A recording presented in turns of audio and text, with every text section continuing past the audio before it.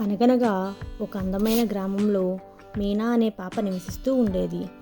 ఆ మీనాకి కొత్త విషయాలు తెలుసుకోవాలని ఆసక్తిగా ఉండేది. ఒకరోజు మీనా కిటికీ నుండి బయటకు చూస్తున్నప్పుడు ఒక రెడ్ బెలూన్ వారింటిపై నుండి ఎగురుతూ కనిపిస్తుంది. అది గాలిలో ఊగుతూ వెళ్తుంది. మీనాకు ఆ బెలూన్ చూడగానే భలే ఉత్సాహంగా అనిపించి దాన్ని ఫాలో చేయడానికి బయటికి వస్తుంది. బయటకు వచ్చిన మీనా తన ఫ్రెండ్స్ అయిన లత, గీతాలతో ఏయ్, ఆ బెలూన్ చూడండి, అది ఎటు వెళ్తుందో చూద్దాం పదా అని చెప్తుంది. దానికి లత, గీత సరే అని చెప్తారు.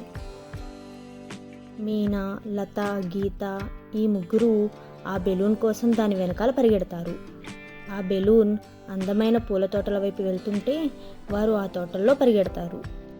తరువాత ఆ బెలూన్ చిన్న కాలువ దాటి వెళ్తుంటే ఆ కాలువను దాటి దాని వెనక పరిగెడుతూనే ఉన్నారు. ఆ కాలువలోని నీరు సూర్యకాంతికి మెరుస్తున్నట్లు కనిపిస్తుంది. ఆ బెలూన్ ఎగురుతూ ఎగురుతూ చివరికి అడవిలోకి వెళ్తుంది. ఆ అడవిలోని చెట్లు మెరుస్తున్నట్లు కనిపిస్తాయి. అలా అడవిలోకి చేరిన బెలూన్ నెమ్మదిగా గడ్డిపైన పడుతుంది. అలా గడ్డిపైన పడిన బెలూన్ ఒక బలమైన వ్యక్తిగా మారడం ఆ ముగ్గురు చూస్తారు. ఆ బలమైన వ్యక్తి వారితో, నన్ను ఫాలో చేసినందుకు థ్యాంక్స్, నా పేరు భీముడు అని నవ్వుతూ చెప్తాడు. ముగ్గురు ఆ భీముడిని చూసి భయపడుతూ ఉండగా, ఏం భయం లేదు, పద సరదాగా ఆడుకుందామని చేయి చూపిస్తాడు. వారు ముగ్గురు ఆ భీముడి సహాయంతో చెట్లు ఎక్కి ఎత్తైన కొమ్మల్ని చేరుకుంటారు. ఆ చెట్ల మధ్యలో వారికి ఆకులతో చేసిన రంగురంగుల జారుడు బల్లలు కనిపిస్తాయి. వారు సంతోషంగా గట్టిగా అరుస్తూ జారుతూ ఆడుకుంటారు. అలా సంతోషంగా ఆడుకున్న తర్వాత అక్కడే పిక్నిక్లా బ్లాంకెట్ వేసుకుని రకరకాల ఫ్రూట్స్ ఎంజాయ్ చేస్తూ కబుర్లు చెప్పుకుంటారు. అలా ఎంజాయ్ చేస్తున్న వారికి ఒక ముసలి వ్యక్తి బాధపడడం కనిపించింది. మీనా అతని దగ్గరికి వెళ్ళి, మీరెందుకు బాధపడుతున్నారు అని అడుగుతుంది. ఆ వ్యక్తి మీనాకు తాను ఒక గోల్డెన్ లాకెట్ పోగొట్టుకున్నట్లు, అది తనకు తన చనిపోయిన భార్య ఇచ్చిందని, ఆ లాకెట్ను తన భార్య గుర్తుగా తను ఉంచుకున్నట్లు చెప్తాడు. మీనా, లత, గీతాలకు ఆ వ్యక్తికి ఏదైనా సహాయం చేయాలని అనిపించింది. వారు ఆ వ్యక్తితో, మేము నీ లాకెట్ని కనిపెట్టి తెచ్చిస్తామని చెప్తారు. ముగ్గురు భీముణ్ణి, నీ మ్యాజిక్తో నీవేమైనా సహాయం చేయగలవా అని అడుగుతారు. దానికి భీముడు సరే అని చెప్పి తన చేతి వేళ్లను గుండ్రంగా తిప్పుతాడు. అప్పుడు చుట్టూ గాలంతా వెలుగులతో నిండిపోతుంది. ఆ వెలుగును ఫాలో చేస్తూ వెళ్తున్న వారికి ఆ వెలుగు అడవిలో ఒక దారిని చూపిస్తుంది.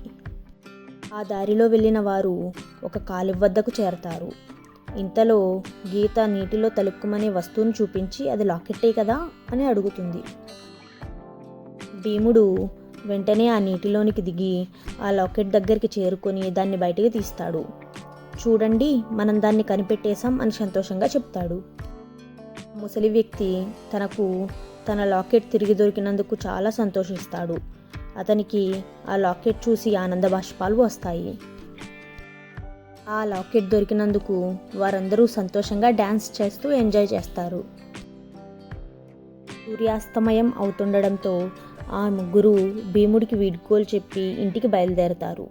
భీముడు వారితో, మీరిక్కడికి ఎప్పుడైనా రావచ్చు, వచ్చి నాతో ఆడుకోవచ్చు అని చెప్తాడు. వారి ముగ్గురు భీముడు ఇచ్చిన ఎగిరే బెలూన్స్ పైకెక్కి వారి ఊరికి బయలుదేరతారు. వారు తిరిగి ఊరికి చేరి వాళ్ళ అనుభవాలను గురించి తలుచుకుంటూ ఉంటారు. ఆ ముగ్గురు ఊరిలో అందరికీ ఆ బెలూన్ భీముడిగా మారిన సంగతి, అలాగే ఆ ముసలి వ్యక్తికి లాకెట్ని కనిపెట్టిన సంగతి కథలు కథలుగా ఊరిలో అందరికీ షేర్ చేసుకుంటారు. వారికి కొంచెం దయ మరియు ప్రేమ ఒక సాధారణమైన రోజుని ఎలా అద్భుతంగా ఆనందంగా మారుస్తుందో అర్థమైంది. కథలో నీతి ఏంటంటే, ఇతరులకు సహాయం చేయడం వలన మన ఉత్సాహం రెట్టించబడుతుంది. The end.